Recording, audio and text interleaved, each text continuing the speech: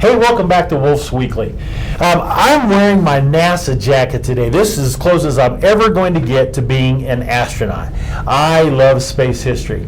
And one of the things as I studied space history, what I enjoyed was the diversity of people that came together to make it happen, to be able to go through Mercury and Gemini and Apollo to put a man on the moon and bring him home safely. The vision was set by President Kennedy, and then everybody went into work. And what they discovered is they needed a diversity of people. They needed people who could not only design and engineer, but to be able to build the actual product, the people who work in these specialized factories to make this happen.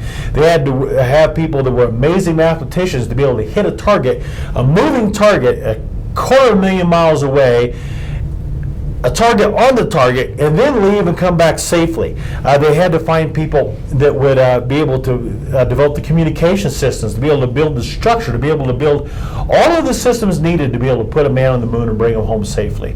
And here's what I'm betting.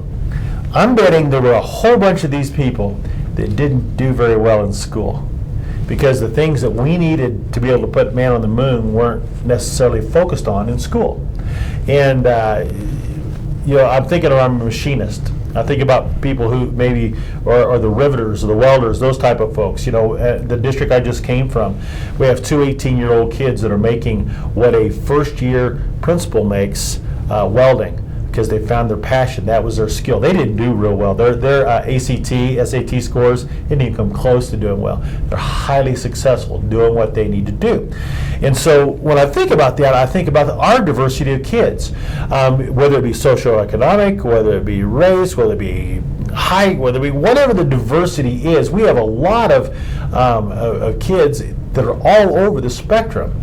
And the truth is all of them are probably gifted in some area. Some of them hope they're presidents later than others, but they're gifted in some area, and we've got to find that, and we've got to unleash it on the world. The world needs their genius right now more than any time ever, but we've got to be able to do that as educators. So we're trying to do that. We're focused, trying new things all the time. Some of the things we're going to try are going to work unbelievably well. Some of them we'll learn, yep, that didn't quite work, but we're going to keep going and do amazing things for your kids. So we're excited about that.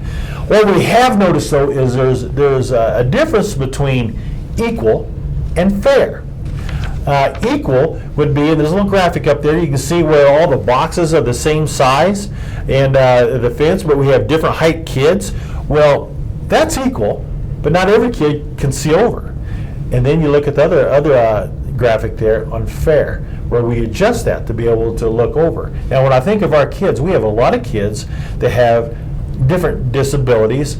I have a disability. But my wife would tell you I have a lot of them, but my main disability that I have is I don't see well. I have to wear contact lenses. I'm blind as a bat without these contacts.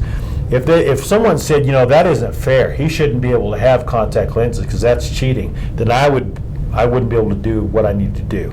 But they allow me to wear contact lenses or glasses to be able to see. Without it, I'd be in trouble. That's my extra box to be able to get there, to be able to see over that fence. You out there, you know what your boxes are that you need to be able to succeed. We've got to find that as well. We have kids in our getting special help through special education. That's wonderful. They've got their own genius, but they need help in certain areas. They need those boxes in different areas. So we work hard to try to help them to be able to be successful, to find their strengths. Speaking of strength, I am fortunate enough, I have Emily Arsenault here with us, senior at Woodland Park High School. Emily, thank you so much for coming to play. Thanks for having me. Emily, I met her first time this year. She worked at a hostess at a business down the hill, and we started talking, and I was excited because not only is she president of her class, junior and senior year, Yep. and which is exciting. She's a leader, but she's also got some things that she's passionate about athletically, and I love athletics too. And so, Emily, tell us a little bit about what's happening with you in track and field this year. So I'm a thrower, so I throw basically just a big metal ball for fun. Big metal ball, yeah. That's right. So I broke the school record at our CSU Pueblo meet. Finally hit 40 feet. Coach was very happy about that. And then you blew 40 feet away. Yeah, so I'm at 41.2 currently. Hopefully improving that with state coming up in 2 weeks. Oh, that's great. And then... So what goal are you shooting for? Like 43.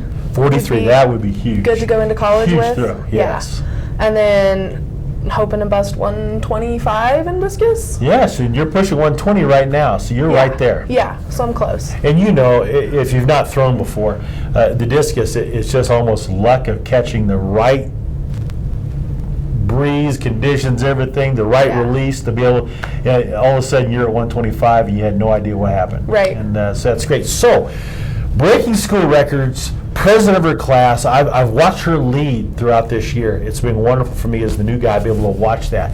But you've got dreams. Things are happening for you next year. What's going on? Yeah, so I'm off to Irvine, California to attend Concordia and throw for their track team. I'll be majoring in biology, and then I hope to attend med school after that. Oh, that's wonderful. You can be our doctor. You know, and what I'm seeing, guys, amazing kids come out of our school system. And you know who it points back to is our teachers. Guys, hug a teacher, thank a teacher. They're doing amazing things. The systems we set up, you know, occasionally I read some goofy stuff out there about schools, but there are amazing things happening. Our kids are going to be so successful. Emily's just one example of amazing that happens because of what goes through our schools. So thank you for supporting our teachers are in education in Woodland Park School District. It's wonderful. Emily, thank you for representing us so well all these years. You're a jewel. Thank you. Guys, thanks for tuning in to Woolf Weekly, and we'll catch you next week.